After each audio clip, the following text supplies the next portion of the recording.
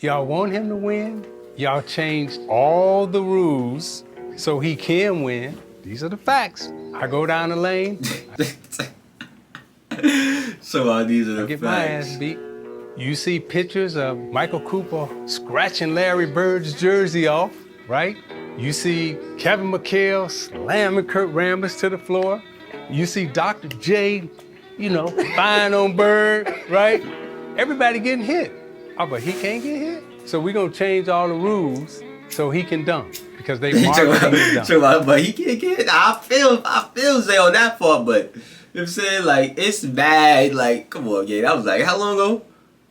30, 40? Y'all see the title, man. Let's get to it. It seems like every 4 to 5 months, Sheesh. NBA Hall of Famer Isiah Thomas randomly comes out of the woodwork with the same old attacks on Michael Jordan, as well as the Bulls.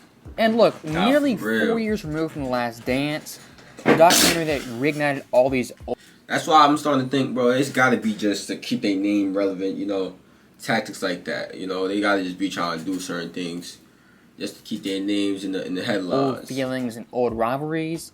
Michael Jordan still has remained completely silent. Where someone like Isiah Thomas, even Scottie Pippen, have been talking non-stop. And at this point, I'm convinced Isiah Thomas, on at least one TV in his house, has that Last Dance documentary running on repeat 24/7, 365. And it's actually pretty impressive how someone who's almost 65 years old can hold a grudge for this long. And Isiah is so stuck in his ways, has so much hatred for the Bulls, Pippen, and Jordan, I wouldn't be surprised if under the table he was paying Larsa Pippen to date MJ's son. He's that bitter, he's that hateful, that he might just go that far. Now, looking at Isiah's newest attacks on Jordan, it's kind of the same old thing. But in this newest line of attack, he's kind of rewriting history that the Bulls and Jordan, they were the only team in the NBA that hated the Pistons and how they played. But as you guys know, back in the late 80s, the entire NBA, virtually every fan, hated the Pistons and the way they played. Y'all want him to win? Y'all changed all the rules so he can win. These are the facts. I go down the lane. So these are the I get facts. my ass beat. You see pictures of Michael Cooper scratching Larry Bird's jersey off, right? You see Kevin McHale slamming Kurt Rambis to the floor. You see Dr. J, fine on Bird, right? Everybody getting hit. Oh, but he can't get hit? So we're gonna change all the rules so he can dunk because they marketing him dunk. But he can't get hit. I feel Zay on that part, but you know what I'm saying, like, it's bad. Like, come on, yeah. That was like, how long ago? 30, 40? Come on, gang. So, stopping that clip right there, once again, It was like it's 30 total years revisionist ago, my history boy. on Isiah Thomas' part, trying to clean things up, make things look like Jordan was the only guy who hated the Pistons. And I'm sure, as you guys know, someone like Larry Bird... No, I think he's just saying, like, people didn't like the fact that the Pistons used to beat up on Jordan. I think that's what he was trying to get to. Unless I'm bugging. Let me know in the comments if I'm bugging. I might be bugging. But... guy who hated the Pistons. And I'm sure, as you guys know, someone like Larry Bird, even until this day, can't stand Bill Laimbeer. Even Magic Johnson, him and Isiah's relationship in the 2000s, 2010s, it was pretty rough. Chill, Magic. That was tough. You know what I'm saying? He faked lost. They're like, oh, nah, you got your legs open though. In the 2000s, 2010s, it was pretty rocky. That's tough. And after their second meeting in the finals, Magic's on record saying their relationship past that moment was never the same. Again, it wasn't just MJ and the Bulls who hated the bad boy Pistons. It was quite literally everyone. And the worst thing I saw in that clip was Isiah making really a big excuse, trying to put a big asterisk on Jordan and his championships, as the one thing he goes to is the rule changes. Now, I went back and looked at the rule changes. The only major tweak I saw was the flagrant foul rule. And the year that rule was implemented was 1990, 1991. I never seen no flagrant fouls until, like, later on. I still was even using that rule. Like, was they even enforcing that? They probably wasn't even enforcing that. They won their first championship.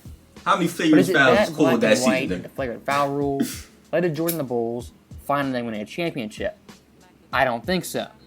Because by 1991, the Bulls, they were battle-tested, they were younger, they were hungrier, and the Pistons very obviously had 3 straight finals, were looking for a three-peat, something that hadn't been done since Bill Russell's Celtics. 1991, for that season, all the stars aligned for Jordan and the Bulls to finally take over.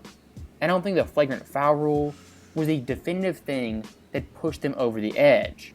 And in a weird roundabout way, Isiah Thomas, he's kind of downplaying his own teams and how good they were on defense.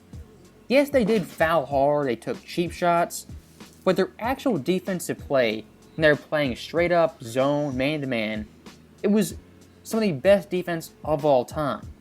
And saying the bad boy Pistons were just purely dirty players, look, they were dirty, but they played really good defense. And saying the flagrant foul rule just took Detroit out, it downplays Dumars, John Sally, Dennis Rodman, Mark Aguirre, Vinnie Johnson, and that whole host of players. Now, looking at our second Isiah Thomas clip, he once again is back with the same nonsense, half-truths, and revisionist history. Let me clarify this for the youngsters on the panel. Yeah, Jordan was a great player in the 80s, but they were finishing third and fourth in the division. Yes, exactly. Yes. Okay, so I know all y'all watching want to say, oh, Jordan was he was great in the 90s. Yes. He dominated in the 90s. Yes. But in the 80s, he was out in the first round. So if you let Isiah Thomas tell NBA history, it's pretty cookie cutter, clean, this happened, that happened, and it's all just kind of in a line, black and white, no gray. And that's the problem with NBA debates, a lot of NBA fans, things aren't always that simple. For real, it's not that simple. That's my problem. People act like it's that simple. It's never that simple, bro. It's never that simple. When it comes to Jordan and the Bulls in the 1980s, yes, they didn't win championships, but they weren't always a first-round exit and a bottom-feeding team. And to add some context, the Bulls team Jordan came to was one of the worst in the NBA. As in 84, they won 27 games, 83-28, 82-34, 81-45, kind of impressive, 80-30, and 79-31. That Bulls team MJ went to had one winning season in the previous 7 years, and hadn't won over 50 games since 1974, over a decade prior. And Isiah Thomas in that clip said Jordan, his Bulls teams, they're finishing third, fourth, dead last in the division, and were a first-round exit for the 1980s. Again, Isiah kind of getting lost in NBA history, as the Bulls in 88 made the second round, and 89 made the Eastern Conference Finals. And Jordan at that point, he was only in his 5th year making the East Finals. And that Bulls team, yeah, they were a 6th seed, but still made a deep playoff run that was highly impressive.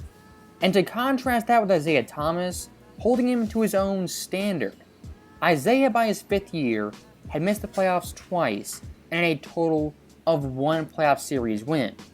Now look, Isiah Thomas in my view is the 3rd best point guard in NBA history behind Steph and Magic. And I think it's kind of stupid on a lot of fans' part to judge these players on their early careers, especially the guys who went to bottom-feeding and crappy teams. And what Isiah is doing to Jordan, he's judging him before he was even 25 years old at his absolute prime with a good supporting cast. That's not how I rank players, how I evaluate players, or see how great they were at their best.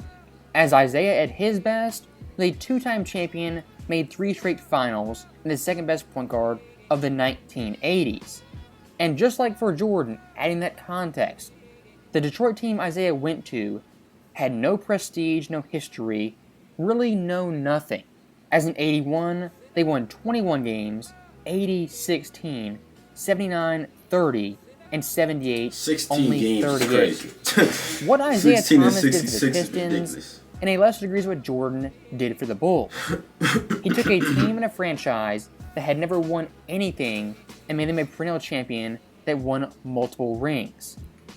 And looking at Isiah's #1 player in NBA history, his so-called GOAT, He didn't win his first championship till his 9th season by forming a super team, compared to Jordan, who won his first title in his 7th year with the team that drafted him. Again, Isiah's standard for Jordan indirectly proves Mike is the GOAT, because by applying Isiah's critiques of Jordan to LeBron James, it makes Jordan look even better. Now, looking at Isiah Thomas as the player, the NBA champion, one of the best point guards of all time, That shit was butter. what I'm kind of concerned about is younger fans only seeing Isiah Thomas as the bitter old point guard obsessed And with Jordan. that's definitely what's gonna happen, bro. I'm telling you, cause like the younger crowd it's like they don't know no better. They start.